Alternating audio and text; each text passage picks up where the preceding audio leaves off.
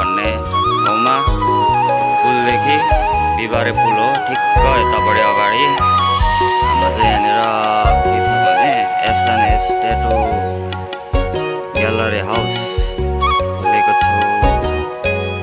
यदि इच्छुक व्यक्तिहरू कोही ट्याटु स्याटु हान्ने यताउता कोही हुनुहुन्छ भने यसो सम्पर्क गर्नुहोला।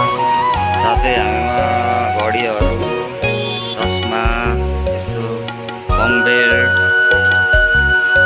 यो हङ्कीहरू